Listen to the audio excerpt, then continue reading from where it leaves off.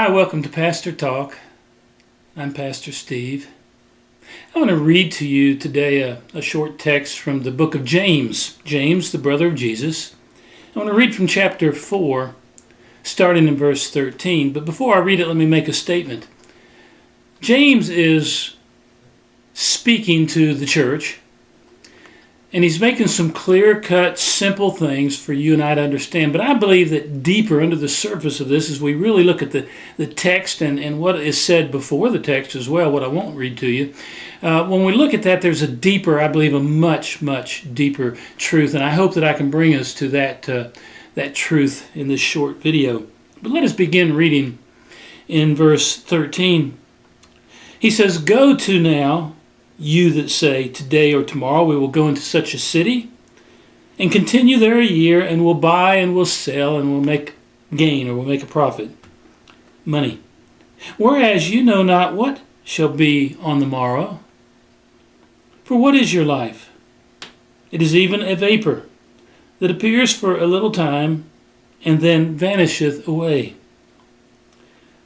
For that ye ought to say, if the Lord will, we shall live and do this or do that.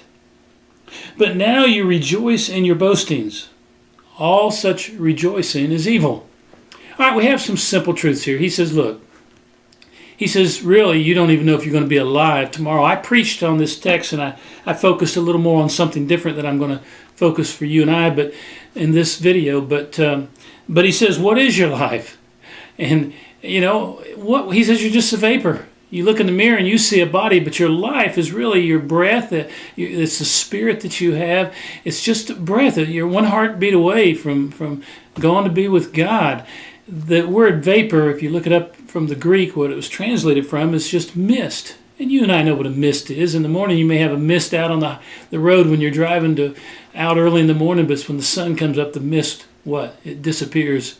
We're also described as a flower that we look good for a little while, for a season, and then the flower dies and falls off. And we're also spoken of as a shadow in Scripture and as grass.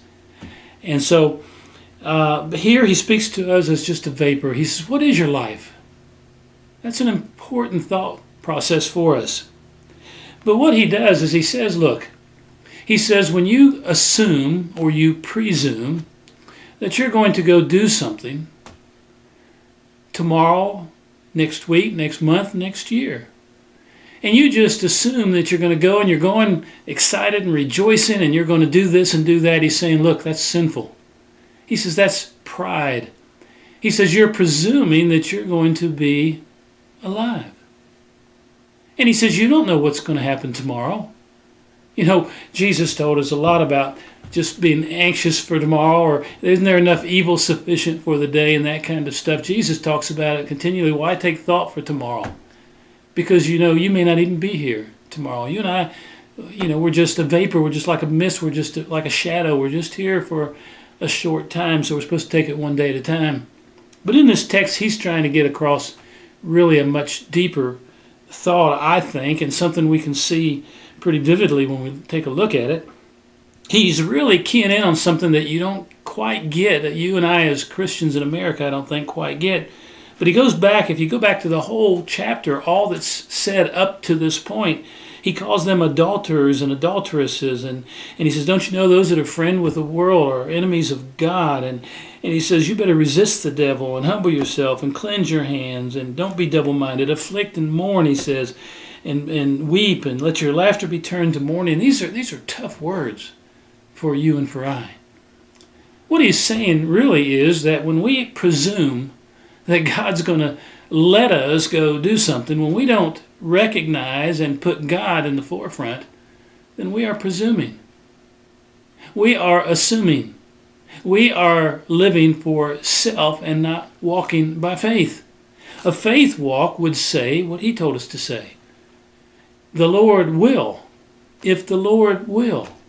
You know, I use that terminology once in a while. I've tried to make it a habit in my life, but I just keep working. I've told my wife after preaching the sermon on this text, I said, you better get ready because I'm going to start using the terminology, the Lord will. That's what he tells us to do. That's scriptural. You see, saying the Lord will means that we acknowledge if God allows. And not just taking it for presumption and assuming that we can go do and we're going to do what we want to do. He's really pointing to the fact that it's an arrogant thing. I read to that last verse for that reason. It says in verse 16, "But now you rejoice in your boastings." That word boastings in the Greek can be translated arrogancy. Arrogancy. Arrogancy is a term, if you look it up, it means a very deep, unpleasant, excessive view of yourself. He says you're just a vapor, just a mist. And to presume you're even going to be alive tomorrow, he says that's arrogancy. Now, I want you to see a little further in this thing. What he's basically saying is that when we leave God out in our conversation by saying, I'm going to do this, or I'm going to do that, or we're going here, or we're doing that, and next year we plan on doing this. When we do all those things and I know we're not doing it with our nose up in the air, and I know we believe in God, and we just assume, well, isn't that understood? But you confirm your salvation. You confirm your faith. You confirm what's in your heart about God, how much a part He is of your life by what you say with your words. He is saying that you're being arrogant. You're thinking too much of self and not enough of God. You're living a life of flesh and not a life of faith. In the very next verse, and it almost sounds like it's out of place, but he says, therefore, in verse 17, "Therefore to him that knoweth to do good and doeth it not, to him it is sin." Oh, beloved, it's a good habit and might even open some doors to witness. Remember that you are but a vapor. Remember that God's involved in your life, and He's the one that holds the keys to life. He is life Himself. And if you want to live a life of faith, you must speak a life of faith. So next time you're getting ready to do something, consider for a moment. If the words come to your mind, then speak them. We're going to go on vacation, the Lord willing. I'm going to go do this, that, or the other, the Lord willing. If you'll do this, you'll be putting God first, faith first, because you're believing that. See, that's a faith statement. I call those faith statements. I believe that God's in control. If He allows, if He wills, if He gives me life, if He gives me breath, then these things might come to pass.